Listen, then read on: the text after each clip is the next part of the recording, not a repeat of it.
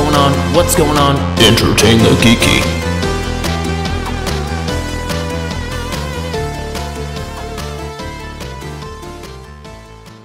It was Kung Fu. So, Oh, what's up? oh man. So you called me last night and you were like, hey, what do you want to talk about tomorrow? And I was like, man, people are really seeming to gravitate towards this Batman being a crazy person thing. So we don't have to do it with Batman, but we can do, just dive into comic lore a little bit and Agreed. all that fun stuff. So I enjoy me some comic lore. I know. And you were like, well, what if you're like, well, I know everything about the Ultimate Universe. Everything is a stretch. I know a lot. I'm pretty well versed in the Ultimate Universe. I'm willing to bet that you know just as much or more than guys that wrote in that universe. I don't know about that, but I have read all the books. Plenty, and most of the main stories, your X-Men's, your Ultimates, your Spider-Mans. I know those stories forward and backward. Right. I mean, I've read them more than once. I couldn't tell you how many times. It's probably an embarrassingly high number, but I have read those comics a lot. And the Ultimate Universe, for those of you out there who may be unfamiliar, was an initiative started by Bill Jemas, Joe Quesada, all the people that were in charge of Marvel in the early 2000s, as a way for stories that are brand new being built from the ground up to have a more modern spin, right? So Spider-Man started in 1963, and it's great. There's nothing wrong with what that book was, but its time period is weirdly out of sync with where we are. So you read it, and it's still very much steeped in those tropes. 1960s. Yeah, those roots. 60s ideas. Yeah. So this was an initiative that was done to give people a chance to jump in on the ground floor of characters and see their stories being built from issue one, set in the modern days. The first one they launched was Ultimate Spider-Man. It launched in 2000 by Brian Michael Bendis and Mark Bagley. Then shortly thereafter, we had Ultimate Marvel Team Up, which was a weird series of books. It went to like 16 issues, I think. And it was a series of books where they just teamed Spider-Man up with some rando. So like the first one was Wolverine, then he teamed up with Hulk, then it was Iron Man. They introduced the ultimate version of Daredevil and Punisher in that story. A lot of these early ideas, though, weren't as fleshed out. When we actually got around to fleshing out and creating these characters within their proper place, some of the ideas were left behind. Team Up was just kind of a fun little what-if type of book, I guess. Right. I mean, it wasn't intended to be what-if. It was intended to be continuity because they changed so much of it as the time went on. Black Widow is in that story, and she got completely redesigned before they launched Ultimates. So she didn't even look the same. She looked, in the Team Up, she looked more traditional Black Widow with the costume with the little, that hourglass belt thing. And when we finally got around to getting her into the Ultimates, she just was a completely different character. She's more like a spy, secret agent type character. Which is cool. Yeah. I can dig that. But so, yeah, they launched Spider-Man Team Up. X-Men launched shortly after that. The first arc of X-Men was called The Tomorrow People, which I liked. I liked that, the sound of that. Sounds rad. Yeah. These people are the future. Yeah, exactly. And then we got Ultimates, which was their take on the Avengers. The first issue of which was a flashback issue that showed Captain America's day leading up to getting frozen, the battle and all of that stuff. So a lot of the things happened pretty much in the same way. Peter still gets bit by a spider. Cap still gets frozen in ice. Iron Man still creates a big suit. Like, it kind of all that stuff happened in the same way. Where the changes came in is the time period, how the characters interacted with each other. Spider-Man was in high school. A few people remember this, and I actually had an argument with a guy. Argument is the wrong word. We had a debate about Spider-Man in Amazing Fantasy 15. Mm-hmm. He was in college in Amazing Fantasy 15. He was attending Empire State University. This guy was convinced, no, he was in high school. I was like, no, that was college-aged Peter when we first met him. He was a freshman in college when we first met him. So we never saw Peter in high school. There's, been subsequent stories that have taken us back to those days and shown us Peter in high school. But So Peter was young. He was 15, 16 years old when we met him in Ultimate Spider-Man. The X-Men were also teenagers, Jean, Cyclops, with the exception of Wolverine, because he's like immortal. He's timeless. So he was probably in his 50s, but still looked like he was in his 20s. Right. So, like I said, the changes came in and how the characters interacted. And right away, they showed us that they were going to play with our preconceived notions of who these characters were. The X-Men team that they assembled was Cyclops, Jean, Storm, Beast, Iceman, and Wolverine. So pretty much all of the original X-Men from the 60s and Wolverine. Because Wolverine didn't come about until 1975. Right. And now he's a mainstay. Yeah, he came around in the 70s, but he's such a popular character at this point that when they were relaunching the team, they said, "Oh, we'll include Wolverine." But they did it in a way again where they were kind of playing with our expectations. We meet Wolverine at the end of the very first issue of Ultimate X-Men. He's in the Savage Land. We see him, with his claws through like a dinosaur's head. He's obviously all messed up. He was just in a fight with some dinosaurs because why not? That's what Wolverine does. And the Savage Land was where Magneto was based. Mm-hmm. And we find out at the end of that first issue, Wolverine actually works for Magneto. And he sends him to infiltrate the X-Men because Wolverine's one of the only people that can get close to Professor Xavier without giving away the game. Because he's got psychic blocks in his head put there by the Weapon X people. So it's impossible to read his mind. Unless, you can pick up surface thoughts, right? But it's impossible to delve deep into his mind. So Wolverine joins the team as a secret assassin to kill Professor Xavier. So right away, that was something that was very different from what we knew. Within that first arc, one of the characters betrays the team and runs away and joins Magneto. Have you read Ultimate X-Men? Nope. So if you had to guess among the list of characters that I just told you, who would betray Professor Xavier and leave the team? If I had to guess, join Magneto. Jean Grey. Good guess. It was Cyclops. No shit. Exactly. That reaction is the same reaction most of us had when we turned to that last page and he said, "Well, I guess I'll just go join the Brotherhood." We were like, "What? No. You are the Boy Scout like X-Men." Cyclops?" Yeah. So Cyclops. A lot of the characters also got major power upgrades. Like Cyclops was a lot more powerful in the Ultimate Universe than he ever was in the regular universe. But, so little things like that kind of just played with your own expectations of who these characters are. They were fun. Villains were introduced to us in different ways. The Green Goblin was a monster. He wasn't just a crazy guy in a goblin mask, yeah. rubber goblin mask. He actually turned into like a big hulking monster thing that could throw fireballs and fly. Well, they've kind of run with that in the regular continuity as well at times. In regular Marvel continuity, no. Into the Spider-Verse, yes. What was he? There's some super goblin. I thought that was Norman. There's Red Goblin, but that was Norman with the Carnage symbiote. I am probably mixing up my goblins here. I think you might because there's so goddamn many. There's a lot of goblins. But yeah, the Into the Spider-Verse movie that Sony did with Miles had that fight at the beginning, and Goblin is there, and he's definitely a monster throwing fireballs. Yeah. Right? So the inspiration that came out of the Ultimate Universe helped give rise to things like that. I would argue it helped give rise to the MCU. A lot of the portrayals of these characters in the MCU were very much closer to their Ultimate counterparts than they were to their regular Marvel Universe counterparts, especially Spider-Man. Spider-Man, we started him with his saga when he was a sophomore in high school. So right away, that was very different than traditional Spider-Man. Well, that even dates back to Sam Raimi's Spider-Man. Yeah, I don't know why those people put him in high school. Like that's, especially because Tobey Maguire does not look like a high school student. So I think it's because... Just make him a college student, right? I think it's because that if you're getting picked on by some bully, does that shit happen in college? I don't think so. Yes. It happens absolutely. In high school for sure, though. It does happen in high school for sure, but if they're like... jerks go to college too, you know what I mean? Like, sure, on football scholarships or whatever.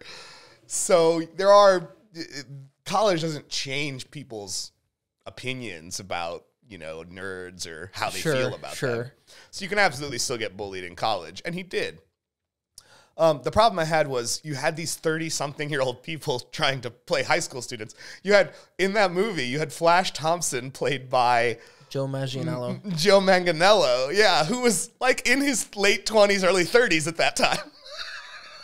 Because the guy's like 50 now, right? Like, I mean, that was also, what, 20 years ago? Well, yeah, but again, that's what I mean. The guy's in his 50s now, so he was in his 20s at that time, right? Like, yeah, that is kind of wild, isn't it? Right? And he was playing high school bully Flash Thompson. You are in high school, my friend. Yeah. High five. But so, even, like I said, even the portrayal of Iron Man, look, Tony's always been an arrogant guy, but as far as making jokes and quipping, that was not a regular mainstay of Tony as a Marvel character. Sure. Yeah, he made jokes and stuff, but that was not a regular feature of his character. Ultimate Iron Man, on the other hand, every other word out of his mouth was a quip. Like, literally, that's how he talked to people. He had, you know, we found out later he had a brain tumor, but he had this weird coping mechanism where, like, he had to be funny all the time, right? Because that's just how he related to other people around him. So right away, there's that connection between those two characters. Bringing Captain America from 1940s into the early 2000s was how the Avengers did it, right? Like, we set that movie in the modern day. That movie is set in the year it came out, which was 2012. Yeah. 2012. So the Ultimate Universe gave rise to a lot of the now common staples of what people think of when they consider Marvel. So it definitely has its place, right? It definitely has its place in the history. And it's so steeped. It ran for 15 years. It ended in 2015 when Jonathan Hickman did Secret Wars, because that's when he destroyed the Ultimate Universe. And it's fitting that he's the writer that's been chosen to bring it back. Right. Him and Brian Hitch are going to be doing, it's kind of why it was on my mind to talk about, because we talked about in a previous episode when we were talking about Comics Pro, the Ultimate Invasion, which is going to be the new story coming out in June. That's going to be the first miniseries that's going to kind of relaunch this Ultimate Universe initiative. So for sure, I'm very excited. I mean, I have definitely, you know, followed this forward and backwards through the most ridiculous things like Ultimate Adventures. I have that. It's a 6-issue miniseries where it's basically just what if Marvel made Batman. Oh, yeah. It's bad. It's really bad. But it had an Ultimate logo on it. It had the Ultimate, you know, branding, so I bought that's all he needed. Yeah, I bought everything that had the Ultimate. I had a standing order at all the comic shops I went to. If it's got Ultimate on it, I'll buy it.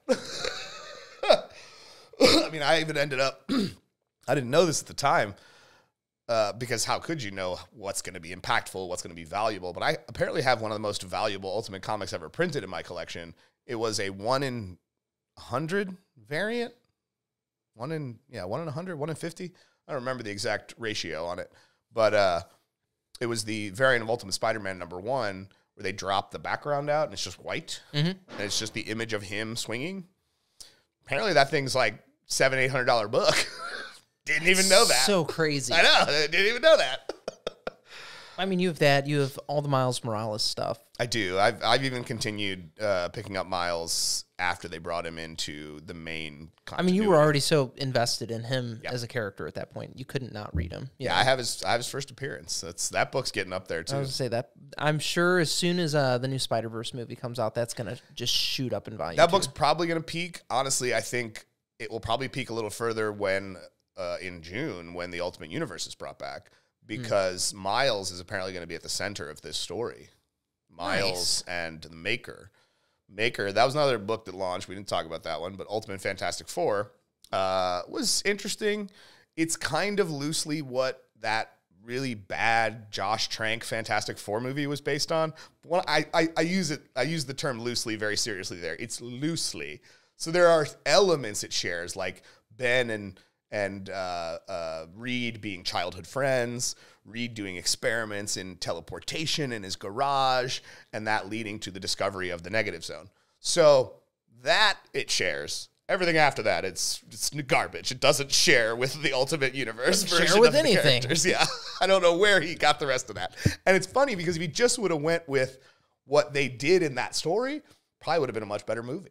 I'm not gonna say it would have been a great movie because it wasn't. Yeah, a great movie. Then they had that Rise of the Silver Surfer thing they did that was even more. No, but see that was before this. What I'm talking about is that Josh Trank Fantastic. Oh, when that was in like 2000. I don't remember. 2000 teens somewhere, I think. You don't remember what I'm talking about? You must have blanked that one out of your memory. Oh, no. I know what you're talking about. The one that everybody boycotted. The one that had Miles Teller in it. Yes. Everybody Miles Teller played Reed, which I thought was good casting at the time. Also, that was the first time in my memory that I can remember internet outrage over making a white character black. Because that's happened a lot over the years. But that was the first time in my memory I remember people going, Johnny Storm is a white guy. I was like, what the fuck difference does it make? what difference does that make? So is he still a guy that snaps his fingers and catches on fire? Well, then what difference does it make?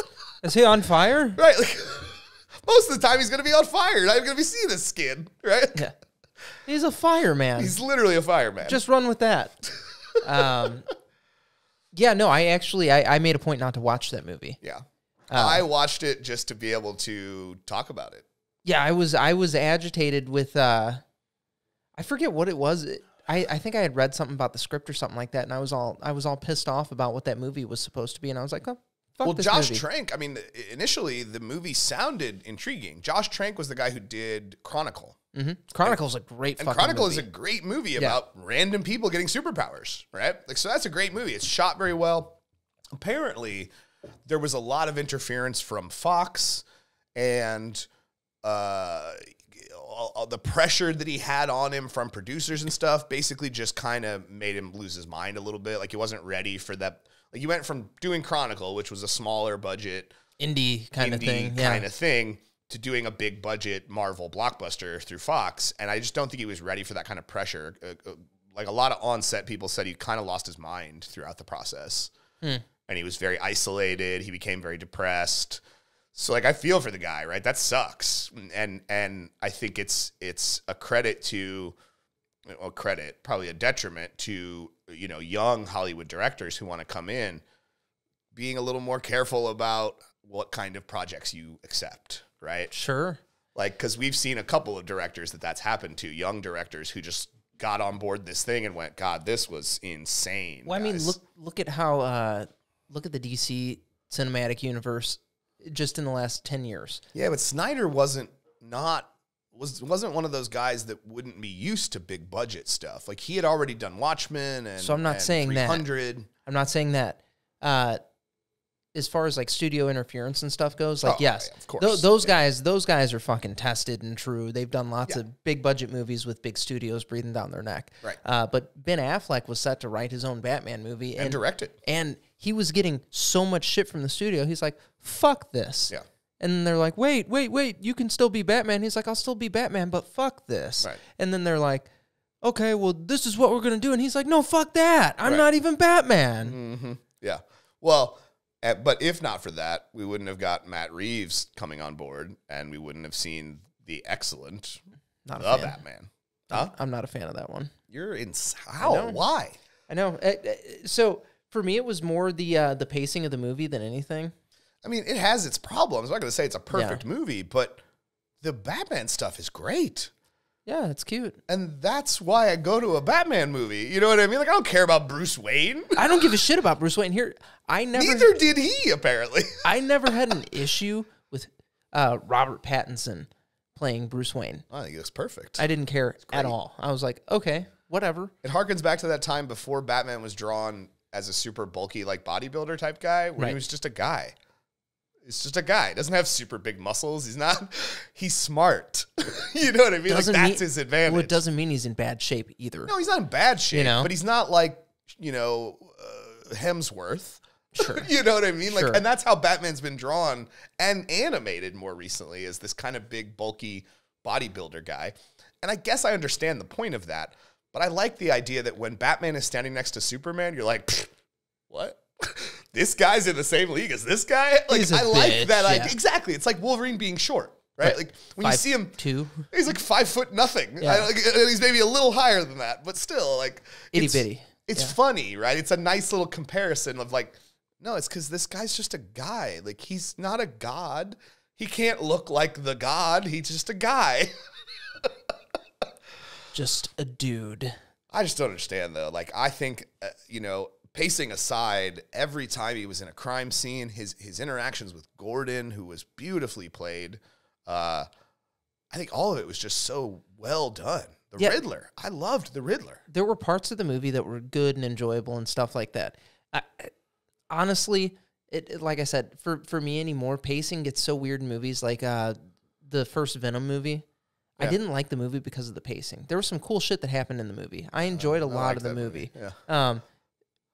Poorly paced, and I don't know if that's an issue with editing or if it's an issue or if the studio's like, no, you have to put this in there, but you got to do it after this, because I'm sure that shit happens too. Yeah, I'm sure. And I don't want to say that it's all the director's fault or whoever's whatever there. Yeah, it's something that, dude, you're showing it to a test audience and all kinds of shit. You can fucking fix stupid stuff like that, and you do this for a living. You know how to make a movie. Get your fucking pacing right, asshole. I guess your storytelling, prick. It went on a little too long. It lulls, yes. That's the problem. I think in what you're talking about, if we could have cut out some of the less important moments, some of the bullshit, that would have not only fixed the length problem, but it would have fixed the pacing problem, because we wouldn't have been spending so much time with these little side stories. But honestly, I thought the side stories were all very interesting. I thought the Carmine Falcone stuff was very interesting. I love that they got John Turturro to play Carmine Falcone. That was wild. As soon as he came on screen, I was like, is that John Turturro? Oh, this is great. I love this movie. They put a guy in a suit in that movie, and you were like, I love this movie. Come on. Well, yeah, but I mean, it's Colin Farrell playing Penguin. Yeah. Unrecognizable as Colin Farrell. He's going to go on. He's apparently getting a spinoff show where he takes control of Falcone's operation, because he was like the second guy, right? Right. He's Oz. We got way off topic, though. We were talking about the Ultimate Universe. That's okay. That's okay. But they just did some very interesting things. A couple of the ones I want to call out was when the Sinister Six was formed. Oh, the Sinister Six is so fucking cool too. Yeah, the sixth member was Spider-Man. Mm-hmm. Like, that was an interesting. He forced him to work for him because he kidnapped Aunt May. I say kidnapped because he let Peter believe he did that, but he actually didn't do that. S.H.I.E.L.D. picked up Aunt May right away and put her in protective custody as soon as Norman broke out of prison. That's like the most comic book thing ever. Yeah. Yeah. Oh yeah. No, we got her. I got your Aunt May. Yeah. No, I don't got her. Yeah, but Peter was a child. He believed it. He's you know a what I kid. mean? Like he absolutely believed if he didn't do what this guy was going to say, he was going to kill Aunt May and Mary Jane. He threatened Mary Jane too during that time. Mm-hmm. That was another thing that was interesting though, was the relationship between Peter and MJ. It was so very high school. The way their relationship was on again, off again, on again. It was so high school. Like, I was like, did you guys sit in a high school and just watch teenagers interact or something? Or do you have teenage children that kind of gave you some feedback? Like, I mean, how old was Bendis doing at Spider-Man still at that point in time? Yeah. Oh, yeah. So maybe... I feel like maybe he had children that were kind of giving him... How old is that guy? Now, I think he's in his 50s. Maybe he was... Yeah, I was going to say, maybe he was fresh enough out of high school. No. Not at that time, no. He was probably a little younger than us when he started this thing, right? Like, so yeah, no. But their the relationships between the characters were so very much in line with the modern day teenage life at that time, right? I mean, obviously it's not the same as it was in the early 2000s now, but what it was at that time, they nailed it. Like, and that blew my mind because, again, these are old dudes, right? That are long since left high school. How do you even have a grasp on what children talk, how children speak to each other at this point? So that was really, an interesting element. Like I said, the Sinister Six, the fact that mutants were not genetically superior.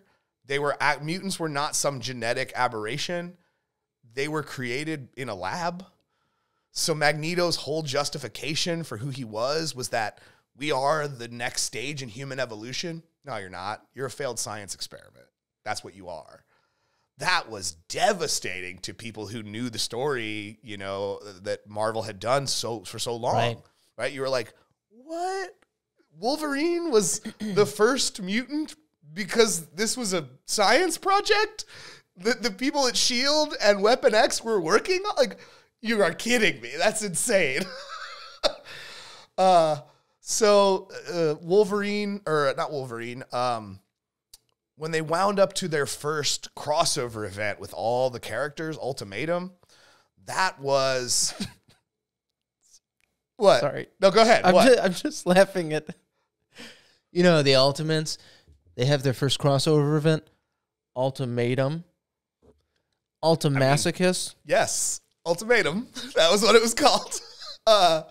And in that story, Magneto used his powers enhanced by machinery to flip the magnetic poles of the planet. Mm-hmm. It's like massive flooding. The whole world starts getting destroyed. New York just underwater. The beginning of that story saw Magneto confront Professor Xavier and Xavier compare him to Hitler. And that was like the last straw for Magneto. And he like snapped Professor Xavier's neck because he's wearing his helmet, right? Even in the Ultimate Universe, his helmet still blocked telepathic communication or control. So he just murders him. At the end of that story, Cyclops is so angry at Magneto that when they have him at their mercy, Cyclops just pulls his visor off and just unleashes the full force of his blast and just obliterates Magneto's head. I mean, it just turns to dust. So, like, that was early on. That was only 100 issues into most of these runs or less. So that was early on. Magneto and Xavier are gone. That's it. We're done. Yeah, and a bunch of mainstays are already fucking right. dead. We killed off various Ultimate characters. We killed off some of the Ultimate Spider-Man characters. We killed off a lot of the X-Men. Nightcrawler died. Angel died. Wasp got eaten alive by Blob because apparently in the Ultimate Universe, Blob was a cannibal.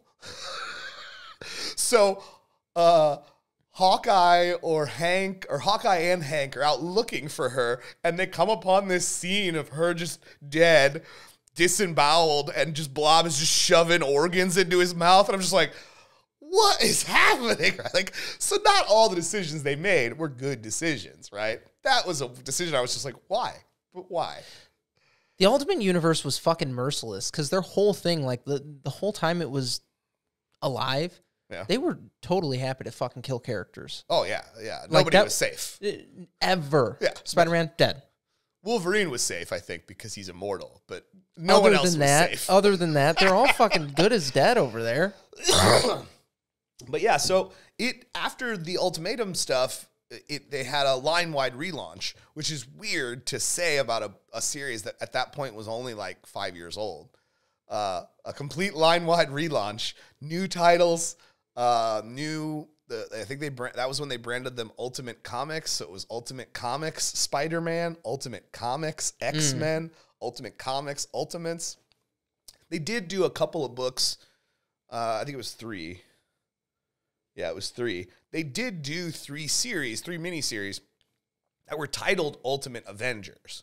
That was where they introduced Ultimate Red Skull, who was like a secret child of Captain America, which also was a weird decision. That's a thing. That is absolutely a thing. In the Ultimate Universe, Red Skull is a secret child of Captain America. Of course he is. That ended up becoming super soldier-y like him. They did a couple of miniseries about Hawkeye because in the aftermath of Ultimatum, Hawkeye, his whole family was gone. Black Widow had betrayed the team. She killed his family. So, like, he was a suicidal, crazy person. He just threw himself into every situation, hoping somebody would just finally kill him and put him out of his misery. He didn't want to kill himself, but I mean, he behaved. It was just totally reckless. Yeah, he behaved in a way that was trying to get himself killed. And they did a miniseries about him. Jonathan Hickman actually wrote that miniseries. Oh, no shit. Yeah, the Ultimate Hawkeye miniseries. He wrote that one. But then, anyway, this wound around to a story called Avengers vs. New Ultimates, which was when they killed off Peter Parker. They introduced Punisher. They, reintroduced Punisher into the story. He was trying to kill Captain America because on the New Ultimates team, he was the Captain America. Yeah. Frank wore a suit and had a shield and everything, right? It was weird. But he ends up, Spider-Man, like, has spider sense, right? He sees this coming and he pushes Cap out of the way and he takes the bullet for him. And then he dies. I mean, he fights off Green Goblin in a final climactic thing. Yeah. And then he just dies. And oh my God, Captain America though, picking him up and telling him, "You did good, kid." Yeah, well, and the hardest moment happened in Ultimate Spider-Man when in that last issue he's won, he's fought off Green Goblin, he's laying there, he's dying. Aunt May is there, Gwen is there, Mary is there, everyone's there, his friends, his family, and he looks up and he says to Aunt May his last words. He says, "Is it over?" And she says, "Yeah, you did it, Peter." And he says, "Oh, I saved you, Aunt May." And then he dies. Like, it was a jerk, man. Like, it was a heart-jerking type of moment, right? Other characters had died, but Peter you always assumed was safe. Right. He's Spider-Man, right? Like, you didn't assume they were going to introduce a new Spider-Man with new, different kinds of powers that was going to carry on his legacy. We had no idea about Miles at that point. Right. All we knew was this guy that had been our Spider-Man since issue 1 was dead. Full on dead. And then so after that big crossover, they did the story, the Ultimate Fallout story, which is where they introduced Miles in issue 4 of Ultimate Fallout. He has been bitten. He's starting to, like Peter, realize that he has powers. And so he goes to a Halloween store, just like he does in the movie, and he buys a really bad Halloween Spider-Man costume. And that's what he wears. And he goes out and he starts to fight crime. And even the criminals he's fighting are like, "Too soon, man. Too soon. Spider-Man just died. Like, you're disgracing his memory." Like, so criminals, right? Like, the people that are, trying to break into a house or purse snatch an old lady are even telling him, like, "Whoa. No, bad decision, man." Too funny. And then after that, we launched Miles' own book. It was just Ultimate Spider-Man, and it was Miles. He had his own costume, the red, the black, the one we've become, accustomed to at this point. And he had different powers than Spider-Man, which was kind of cool. It was an interesting way to look at a character that we knew so well and change how he fights. It was refreshing. Yeah. Yeah. He finds out he can become invisible. He can go light negative in direct sunlight. Now, the problem is other stories later forgot that was how they set it up. He can only use that when he's in direct sunlight, because there's a spider that can use direct sunlight in real life. I looked it up. There's a spider that can use direct sunlight to make its skin translucid, so it blends better, right? So, like, colors that are behind it become it, like chameleon circuit type thing. It doesn't actually change its color, but it becomes translucid enough that those colors behind it come through. So it just blends. And like I said, everybody seems to forget that. I mean, shit, when you're playing the Miles Morales video game, you can do it at night. You can just go invisible anytime. That's not how it was supposed to work. But we forgot about that as time went on. But the Widow Sting was always the same. The idea that he has this, like, bioelectricity that he can shoot you with or sting you with. That's another thing. Another spider. It can't do that, but there are spiders that electricity is not a problem for them. Like, their bodies conduct it, right? So they can walk on live circuits and they won't get fried. They won't get fried. Yeah. So they based all of his new ideas and powers on things they found in the arthropod spider kingdom, which is scary and weird all at the same time. Right, but also didn't make him just this, a new... No, it wasn't a carbon copy. Yeah, I was going to say, he wasn't just Peter Parker again. Exactly. And that was refreshing. You're right. I mean, that was something that was, at the time, interesting. There was a lot of backlash about it. Sure. Because, again, racist trolls are racist trolls, and they hate progress. But it was at an era when even Marvel started to take note of the idea of diversifying its line, right? Because right around the time Miles was created was also around the time we got Jane picking up Thor's hammer. It was also around the time we got Falcon becoming Captain America. So there was a lot of Miles, I think, is responsible for a lot of the diversity that we see in comics now, right? And that's not to say diversity's never been part of comics. It's always been a part of comics. I mean, Black Panther is one of the oldest characters on the Avengers. Right. I mean, he's not as old as Cap and Tony, Sure. but he's up there, right? So there's always been diversity. Carol, Miss Marvel. I mean, she was Miss Marvel before she was Captain Marvel, but she's always been a pretty normal mainstay on the team. So there's been diversity within this story, but I think Miles created this explosion of it in the modern era that, you know, take it or leave it. Some people were angry and some people embraced it. Me personally, I embraced it. I loved some of the stories they were telling at the time. I mean, Jane as Thor was a great story. No, that was fucking cool. It really was. Whether you were okay with Thor being replaced or not, you can't deny that that story was well written, well drawn, and compelling. I mean, the whole concept just made sense. Yeah. And that's why I was cool with it. Yeah, you know what I worthy. mean? Yeah. Like, just run with it. Yeah. So like I said, I think Miles was kind of the first. Miles was the first where, no, we got backlash, but we don't care. We're going to do it because we think the audience, 90% of the audience is going to like it. Yeah, there's going to be those 10% that are trolls and assholes, but 90% of the audience is going to enjoy this. And we worked in a comic shop, both of us. Yep. So we saw we worked in the comic shop at that time. So we saw that most fans were excited. We're on board. They were like, what? That's awesome. Falcon's going to be Captain America? I'm in. Let's make sure I get that book. I think a lot of fans were excited to have something different happening. Exactly. But here's why people get pissed off. They're like, you can't just rewrite this character. Well, they're not. We're not. This is a brand new character. It's the storyline of that character has progressed to a point to where this is where they are now. Yeah. If you're doing that with natural arcs and progressions that makes sense, yeah. Well, great. Yeah. And if you don't read comic books, don't say anything. Well, sure. And if you're one of those people that's angry that these characters don't represent you or don't look like you, there's characters that do. They didn't go anywhere. Iron Man is still a thing. Hell, even Cap was still a thing at the time. Right, he got old, but he was still a regular mainstay. He led the Secret Avengers. So that's the idea, right? Like, I had all these people getting angry, and I'm just like, well, so maybe this comic's not for you. Maybe just read a comic that is. Why can't we all be represented in this medium, right? Why can't everyone look at this medium and go, oh, that character reminds me of me? Why can't we have that? Why does it have to be restricted to, vanilla white dudes? Why can't it be more than that? Why can't it be both, right? Why can't you have your vanilla white dudes and you have your diversity? Why can't you have both? We do have both.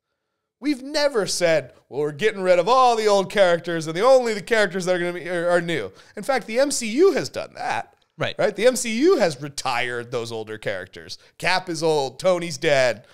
Thor is on his last leg. I think it's easier for people to accept with a movie because of actors and blah blah blah than it is a made up character, because they don't look at it. It's all made up though. They don't look at it right, but they don't look at it as a.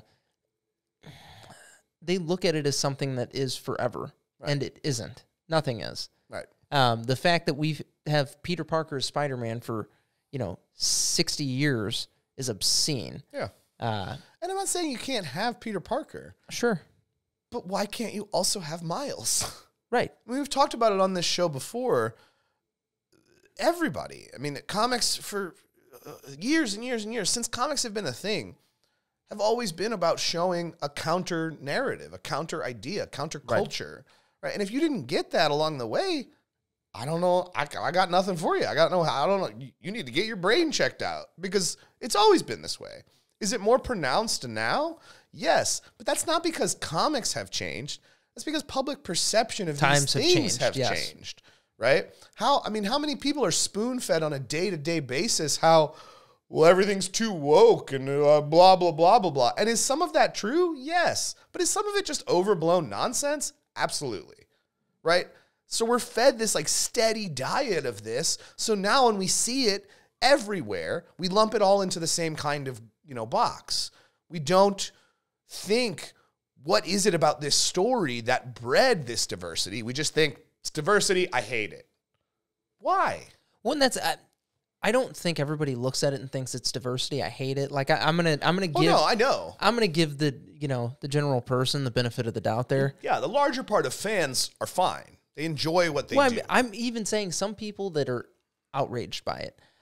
It's because they don't understand it. They don't know. Right. They don't know. They have no idea that people's roles in that universe have shifted over the last. Even 10 years, over the last decade, this character was doing one thing, and now they're doing something totally different in this medium. And I know that you don't understand that because you don't read it. Well, yeah, and most people aren't even, newscasters especially, aren't even going to bother to do the research necessary. No. When John Kent, son of Kal-El, came out as bi, I literally watched Dean Cain, the man who used to play Superman on television, on Fox News talking about how, well, they're making Superman gay. So it's terrible. It's ruining I'm just like, you don't even know what you're talking about, man. That's not Superman. First of all, that's Superman's son. You didn't even do the research to make sure your facts were straight. Like, it's nonsense. It's garbage. Well, and I think that's the thing. Like, if you're not invested in the medium in any way, just shut up. Yeah. not your problem. Right. Why is this national news to begin with? Oh, it's fucking not. But it's also... Most of your viewers don't give a shit about Superman. You know what I mean? Like, all they care about is that Henry Cavill keeps playing him. Yeah, well, that's something that everybody gets so angry about. I don't understand that at all. They want to skew younger, and I'm fine with that. I'm excited about that. I get it. Yeah. In any case, the Ultimate Universe, limped on after that. All the stories weren't great. Miles was consistently good throughout that. Right. The Ultimates books took a dive. The Fantastic Four took a little bit of a dive, but then when they turned Reed, their version of Reed, into a villain called the Maker, all of a sudden I was like, whoa, wait, what?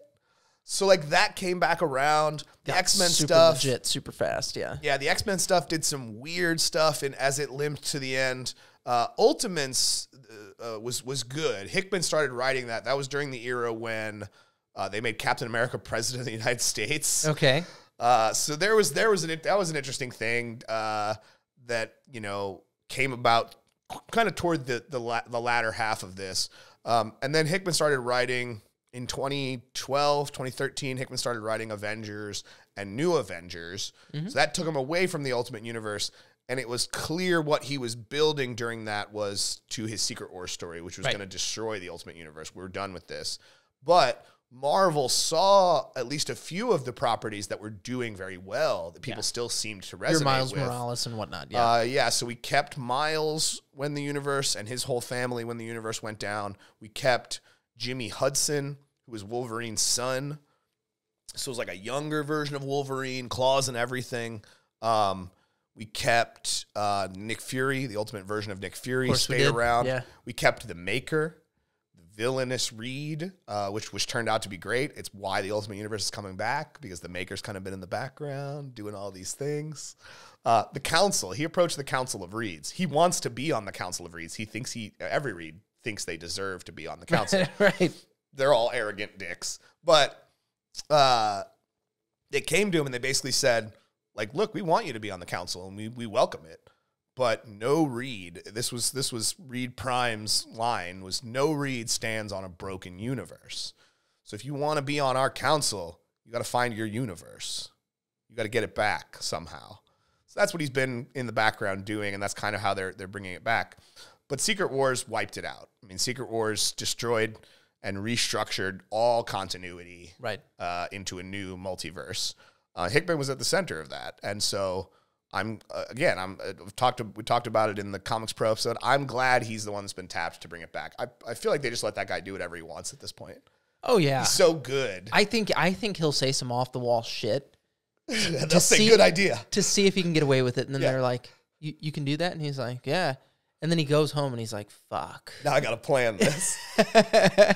Yeah, I feel like they just let that guy do whatever he wants now. He's such a good writer. He does a good job with it. I mean, he's one of those guys in our era, in our generation, that we'll still be talking about 30 years from now. I mean, yeah, it's like a a Stanley or a Jack Kirby. I was honestly going to say he's your Alan Moore or your Frank Miller. Oh no, very much so. Yeah, yeah. I think Alan Moore and Frank Miller were the Stan Lee and Jack Kirby of their generation. They were. You know what I mean? No, they were. And that's what's cool is I guess we do have that now. Yeah. These are our guys. I mean, guys like Jeff Johns, guys like Bendis, guys like Hickman. These are the guys we will still be talking about 30 years from now. When we look back and we say, back in my day in comics. Yeah, when comics are completely different from what they are right now, we'll look like the old idiots, It'll be like this projection. You know how Iron Man has that interface that goes over his face in the movies? It'll be like that, and that's how they read comics. That's how they'll read them. They'll just swipe. They'll look left or right, and that's what'll turn pages for them. Yeah. Someday when we're old men and we're reminiscing about the better time in comics. I remember when they were made out of paper. Well, and I think it's funny, right? Because one of the things I like to take pride in as a comic fan is the diversity. I enjoy the diversity. I take that as a point of pride as a fan of how diverse it is and how it's always been that way. But it's funny, right, to think about how the brain will evolve to where back in my day, we had girls carrying Thor's hammer and we had black guys carrying Captain America's shield, and they'll be like, Grandpa, you're an idiot. Yeah, stop being racist.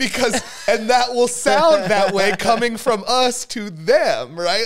Because that's how it sounds coming from our parents to us. Right. It's insane to me. I don't want to be that guy. By the time I'm that age, I think I might just shut up and not say anything anymore. Oh, stop it. You don't have the ability. I think once I'm an old man, I think I might. I'll find it. You're like, I'll find it. Yeah, but you guys out there, I can't shut up. So. It's a fun thing that we do, though. Like, we don't shut up. No. I just want to keep talking. So, we are going to put a pin in it here. Yeah. We are going to come back to... I think we're going to do a little more with comics over these next couple of weeks here. So stay tuned for that. Also, leave us a comment. What do you want to hear us talk about? We've read a lot of comics between us. Yeah. What are your favorite series? What are your favorite comics? Maybe we'll put one of those. We can try to give some commentary. Do a commentary list. Yeah. Go to entertainthegeeky.com/book club. And you can join the book club with us. All you got to do, pick up a copy of your book there. Well, you're reserving it now. We will place the order through Altered State Comics, and you will have your book. All orders are going to go out sometime after the 30th when ordering closes on the website. So the 30th of March, 2023, this month right now. Yes. Clarification. Is it still going to be March when this episode goes up? Oh, yeah. Just kidding. These go up fast. I'm kidding. It's just funny to think about because we're recording, and then at a future date, you'll be watching. Yeah, I know. But it'll be Friday. Friday, they'll be watching this. Okay, good. So, yeah. Anywho, hang out, do the book club with us.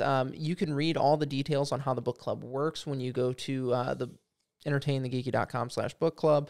It gives a full rundown on what we're going to be doing. We're going to be doing a live stream with the book. All of the details, again, are on that webpage.